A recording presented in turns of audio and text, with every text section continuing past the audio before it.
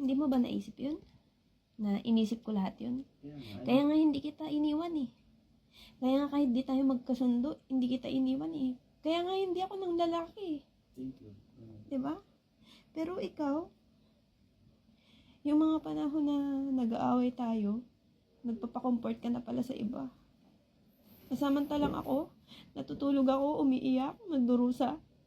Hoping na maintindihan mo ako. Hoping na dapat kasama kita matulog, kasabay kita matulog. Pero ikaw, iba yung iba yung ginagawa mo. Ha? Asan yung justice dun?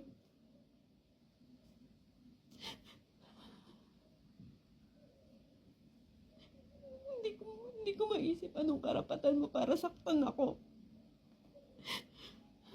Wala akong ginawa sa'yo. Kung may ginawa ako, dun sana katanggap-tanggap yun eh. Kaso wala eh. Pwede mong gawin sa akin na gaguhin ako.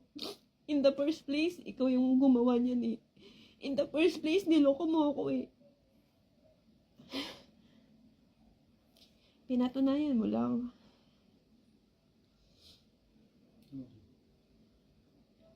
Sinayang mo lang. Sinayang mo lang. Tapos sasabihin nyo sa akin na ginamit ko kayo? Ginamit kita? Paano kita ginamit? Ha? Pera mo, pinakinabangan ko? Hindi kita ginamit. Nagsikap ako eh. Hindi mo naman binibigay lahat sa akin eh. May sarili naman akong pera, may trabaho naman ako, may business naman ako, di ba? Kahit nag-aaral ako, pinagsasabay ko yung trabaho ko, pinagsasabay ko yung aral ko tsaka trabaho ko, di ba? Para lang magkaroon ako ng magandang opportunity na dapat kasama ka. Wala nga, nagkamali nga. Aminado ako doon, nagkamali ako. Grabe.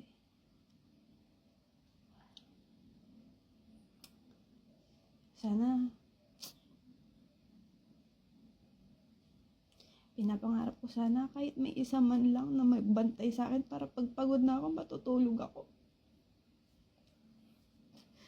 Pero sino yung magbabantay sa akin? Patay na yung magulang ko. Yung sa halip, ikaw magbantay sa akin. Iniwan mo din ako.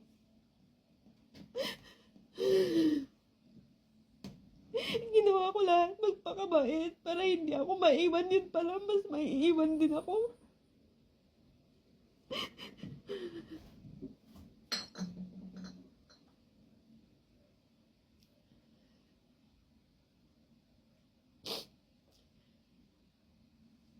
Lagi kong iniisip, sana mamatay na lang ako ng tulog. Pag hindi ko na kaya, sana mamatay na lang ako. Basta yung tipong walang mananakit sa akin. Walang gagalaw sa katawan ko para saktan ako.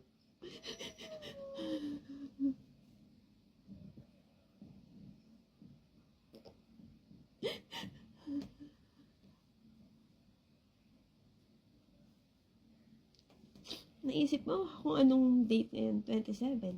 Diba? 9 years and 8 months. Pero, alam mo yun, wala akong nakikitang guilt sa sarili mo. Kasi alam ko masaya ka. Masaya ka kasi nagkaanak ka na. Masyado kang naging atat.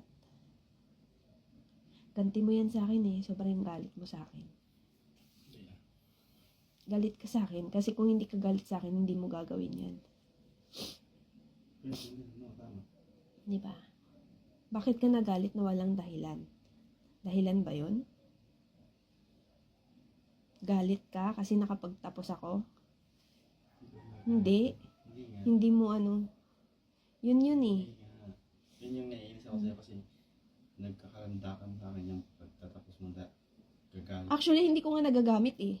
Di ba ikaw na nagsabi na nakapagtapos ka nga, hindi mo nga nagamit eh. Di ba?